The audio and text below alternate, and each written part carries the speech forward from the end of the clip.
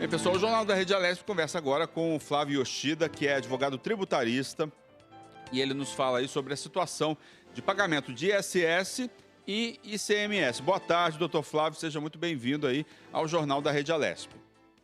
Boa tarde, Luciano, Priscila, todos que nos assistem. Doutor, como é que está a situação, né, em relação ao ISS, ao ICMS? O que a pandemia trouxe de novidade e medida provisória, né? Porque temos várias medidas provisórias aí. O que a gente tem de novidade nesse setor? E o que o empresário deve fazer? Tá. Bom, na verdade, em relação ao ICMS e ao ISS, as medidas que foram tomadas para alívio dos efeitos da crise econômica gerada pela pandemia foram a prorrogação do vencimento desses dois impostos para as empresas optantes pelo Simples Nacional, tá? Para micro e pequenas empresas. Foram prorrogados os recolhimentos de 3 meses, aqueles que venceriam em abril, maio e junho, por 90 dias. Né? Pelo Simples Nacional, as micro e pequenas empresas elas recolhem uma série de tributos de forma única, né, com uma alíquota única centralizada. Incluem tributos federais, além do ICMS, que é estadual, e do ISS, que é municipal. Os tributos federais também foram prorrogados, porém por um prazo maior de 180 dias, né, de 6 meses ao invés de 3.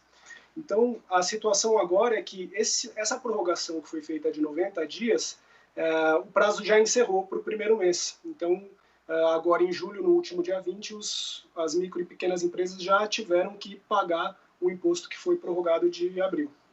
Então, pelo que você está falando, o empreendedor deve pagar a soma dos 3 meses aí de uma vez, né? Como que vai ser feita essa cobrança? Certo. Bom, o Simples ele tem um vencimento mensal e foram prorrogados 3 meses por 90 dias cada. Então, na verdade, a cobrança não é ao mesmo tempo dos 3 meses, mas começou esse mês em relação a abril, mês que vem o do mês seguinte e depois em setembro de junho. Então, na verdade, por 3 meses vai haver o acúmulo de 2 pagamentos. O do próprio mês que não foi prorrogado e aquele que foi prorrogado 90 dias antes. Então, agora no último dia 20 de julho, os empreendedores pagaram o ICMS ou ISS de abril, mais o referente a junho, cujo vencimento original já era julho e nunca foi prorrogado. Então, são 3 meses com um recolhimento duplo, por assim dizer. Doutora, a ampliação aí do prazo, né, para o pagamento desses impostos, de fato ajudou o empreendedor, o trabalhador, o empregador, aliás? Ajudou em certa medida, né? A prorrogação em si é positiva, certo? Ela é boa porque dá fôlego aos empreendedores, permite que eles aloquem os seus recursos com gastos mais importantes, né? Aqueles que afetam diretamente suas atividades. Então, por exemplo, para o pagamento de empregados, de fornecedores, para a realização de investimentos ou de adequações necessárias para deixar os negócios prontos para essa nova economia, né, que surgiu com a pandemia. Então, a prorrogação é boa porque dá alívio aos fornecedores. Eles deixam de pagar os tributos e podem gastar com outras coisas mais importantes. A questão é que o prazo foi insuficiente, né? Os 90 dias já se passaram e a gente ainda está longe de ver o fim da crise da pandemia.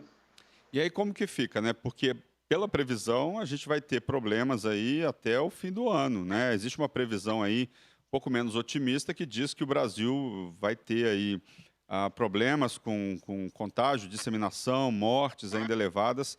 Isso até novembro e a epidemia por aqui deve acabar lá pelo final de dezembro. Como é que o senhor vê essa possibilidade e o que os empreendedores, os empregadores devem fazer?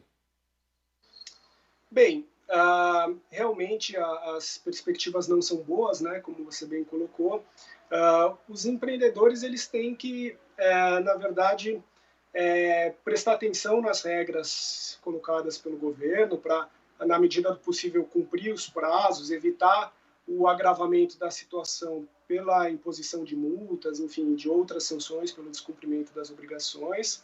Ao mesmo tempo, procurar entidades representativas do setor, enfim, se mobilizar no sentido de tentar obter mais auxílio por parte do setor público, né? Na esfera federal, alívio foi um pouco maior, foi por 6 meses, então, por hora, por exemplo, esses tributos ainda não passaram a ser recolhidos, mas, mesmo nesse caso, provavelmente, uma vez que a data de recolhimento chegue, a crise ainda vai estar ocorrendo, né? Existem contribuintes que buscaram o judiciário para tentar obter uma prorrogação dos tributos, porém, é uma medida que não é ideal, né? Primeiro porque a maioria das decisões no Tribunal de Justiça de São Paulo foi contrária aos contribuintes, né? O entendimento foi de que não é papel do judiciário prorrogar o pagamento de tributos, enfim, instituir políticas fiscais. E, por outro lado, para aqueles contribuintes que conseguiram decisões favoráveis, gera um tratamento não isonômico, né? Você tem contribuintes que conseguem, outros que não. O acesso ao judiciário é custoso, então para as micro e pequenas empresas é mais difícil. Então, realmente, o ideal é que as medidas de socorro partam mesmo do governo. Quais aí os impactos, né, para as empresas e para a economia diante aí desses prazos? É o que eu te perguntei, né? Você acabou de falar essa questão. Que outras medidas o governo pode desenvolver na área tributária para diminuir os impactos da pandemia para o pequeno e médio empreendedor? Uhum. Bom, a prorrogação do recolhimento, na minha opinião, é realmente a melhor medida. Por quê? Ao mesmo tempo em que ela dá um alívio para o empreendedor, ela garante a arrecadação no médio e longo prazo, né?